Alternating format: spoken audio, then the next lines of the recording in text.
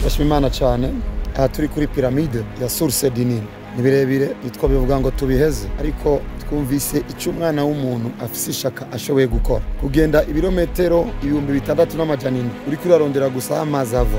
Byari bikwiye ko umukristo yemera kugenda ibirometero vyose kugira ngo ahure na Kristo, kugenda ibirometero 1,500 ajya Katanga kurondera imifuko 5 y'isima. Birumvikana yuko umutima ukunze ushoboye gukora icyaco cyose. Ari ibintu twumva ku bantu bakera bikadutangaza buri munsi, ari ibintu twumva ku bantu bakera tukaca twibaza nihe twafatiwe n'ubunebwe, ari ibintu bituma twiyumvira mbega nitwagera imbere y'Imana azotubaza ni gute bano bantu bashobora kugenda ibirometero bariko barondera aho amazi naremye ava, ariko umwana w'umuntu atigeze yemera kumara iminsi ariko ararondera aho umuremyi wiwe cange amakuru y'umuremyi wiwe. Kuri twebwe ikintu cyose tubona tukimatanya n'ivyo musimwe, ariko kandi turashimiye Imana kubitugiriye ubuntu. Kabona histoire imyaka 1930 kera umuntu akavoyaje imyaka 4 ariko ararondera ikintu agenda n'amaguru. Oh my god, kuko tumuvuga ngo Mana naragenze n'amaguru cyane kubera wowe, ari n'undi yagenze n'amaguru cyane kubera amazi.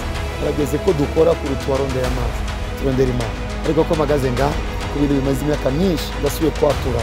Nimba Uburundi bwarondegwa hari igituma bworondegwa, ubwo buntu bwo gutuma igihugu kirondegwa reka bukube in the name of Jesus.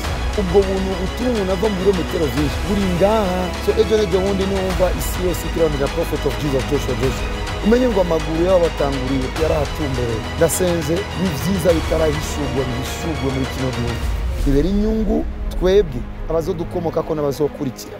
Ni vyinshi, hari ibindi nabonye bifise sense spiritual, kuko nabonye ibintu biserura imva ya Farao. Bivugana ko ari Farao wabirondeye azi gituma yabikoze, ariko gusa imizimu ya Farao nadukeneye. Yesu Kristo aganze mu mpande zose, ni kibanza ciza cyo kuraba. Uburundi buraryoshye. Kaze. I bless you. Farao yapfiriye muri Egiputa ariko afise representation y'Imana.